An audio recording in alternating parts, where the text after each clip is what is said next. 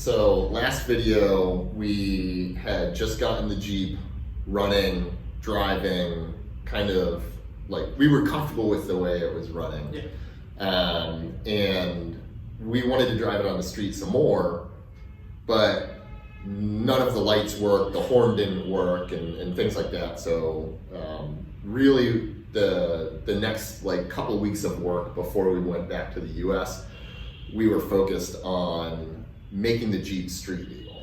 There were 9 lights on the Jeep if you count tail lights, headlights, that kind of thing. One of them worked. Yeah, it was actually the smallest one. A small 6-volt blackout light on the left side, left fender. Oh, let's see if our lights work. Yeah, babe. And so even if everything worked as it was supposed to, the brake lights only work when the headlight switches in a certain position. Oh yeah, in service mode. Right. Brake light. There's only one. Yeah. There are no indicator lights.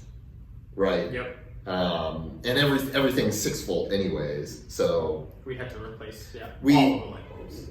we basically wanted to rewire the thing from scratch. That's the easiest way to do this. It's super simple.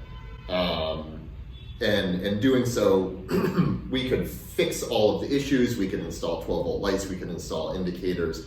We could install fuses so the thing didn't burn itself to the ground. Oh yeah, didn't you find some like dangling, exposed like hot wire too? Yeah, there was definitely a wire hanging in the engine bay that we didn't know what it was for, but it had power running to it, which is like all the time, which is super dangerous. Yeah.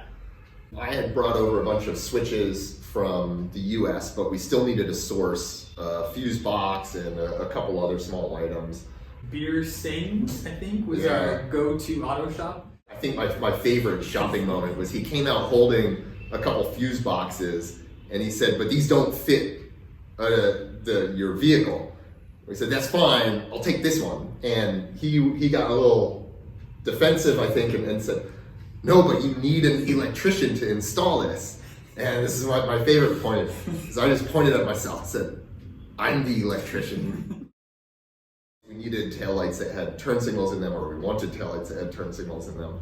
And we found them, the application that they're for is a Massey Ferguson tractor.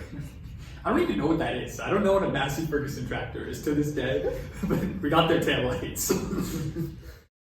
And so we knew what we were getting into, or I knew what we were getting into. And so we were pretty quickly able... I did not know what I was getting into. Yeah, we were pretty quickly able to wire up the horn and wire up all of the front lights.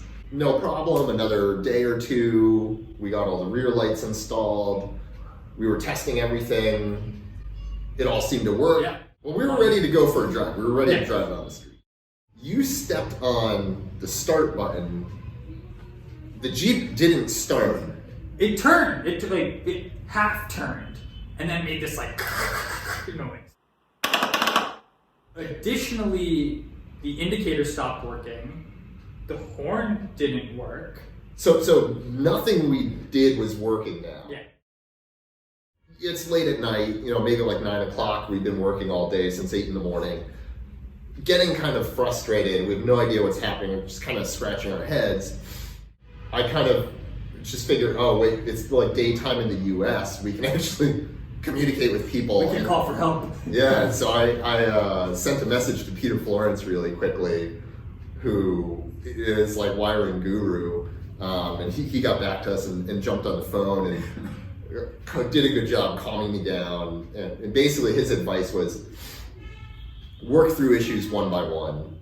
And so we replaced the starter, we cleaned all the grounds, put everything back together, and it just worked. Yeah, it did. Yeah, it was astonishing. Yeah, we were ready to drive it. Yeah. The next morning. We were all bundled up, ready to go, and we immediately started to hear a pretty significant knocking noise.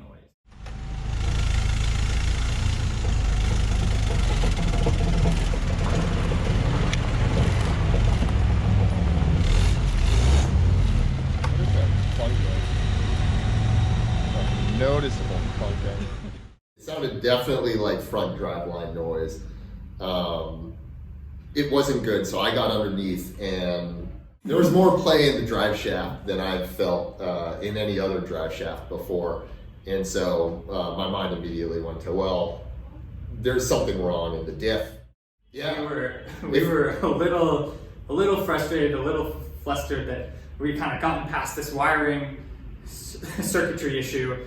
We were like ready to focus purely on registration and getting a bunch of miles on the thing, and then all of a sudden this was going to be like a pretty hard stop for us in terms of like we're going to have to disassemble the diff, probably leave the car in an undrivable state, return to the US, buy the parts that we need, and then figure out if we can like work on like a differential without like air tools, without really good torque wrenches. I think I was moping around and went like it was like a pretty high followed by a pretty low. Oh yeah. And so it was the first thing we had to do was just pull the front cover. We pulled the front cover and it was like disgusting. Oh my god. It's just so crusty. Oh, shit. That's not what you want to see. Checked the backlash and it felt fine. And so we started playing around a little more and figured, yeah, the play was just in the hub side of the axle. And after a bunch of research, it turned out that just the weird tractor joint in the front axles just have a lot of play. Yeah. I think we were still a little nervous though because there's still a noise. Oh, that's right. There was still a noise. There was still a noise. And so we were like, oh, maybe there's like, probably still shouldn't drive it. Probably should get new axles in before we take it for a drive. I went upstairs and I was just kind of like moping around in my room and I got a text from Justin downstairs from the garage. He's like, I figured out what the noise was. And I was euphoric. I was like, well, what do you mean we figured it out? That means like maybe there's something we could do to fix it. And come down, it was even better news. Found the noise.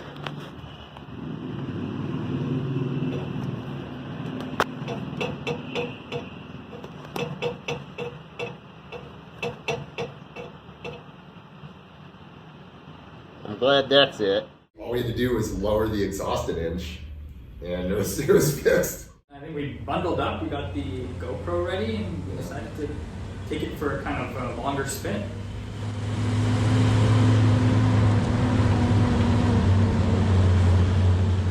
There's a town called Missouri, which is kind of like where the actual foothills of the Himalayas start. You can start to see some peaks and some really beautiful kind of landscape. And I don't know, there's this thing at the top of Rajpur Road, which is where my grandfather lives. There's kind of a Y intersection. If you go left, it goes to Missouri. If you go right, it kind of goes down this like flat road to like Hardwar or so. And I was like, hey, car was running good. Like, might as well put it on some. Well, I asked Justin. I was like, hills or no hills? And he looked at me and he was like, hills. So we took it on some hills. Because we can always get back down the hill. That's very true. Yeah. And so we started driving, and it was like skiing on a perfect powder day.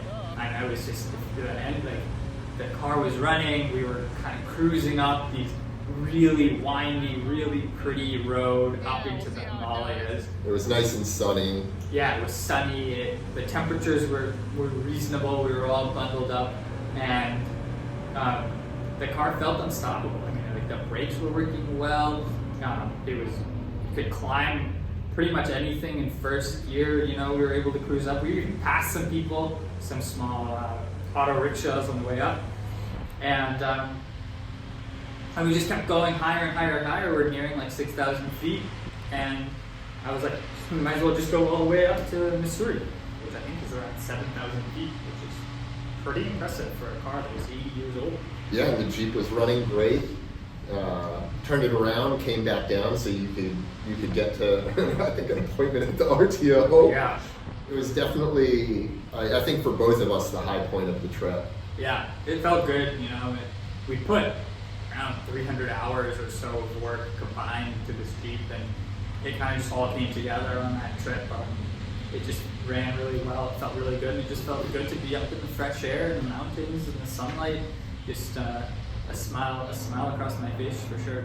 it Yeah. felt really good to have the Jeep at the point that I think we wanted to get it to, Yeah. right before we left.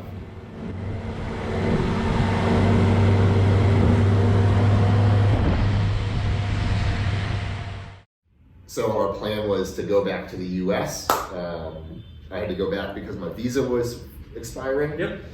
And, you know, we would come back in January and get the Get Jeep registered. registered, put a bunch of miles on it, and Put it in hopefully container ship. get it Ship it to the UK. get it shipped out.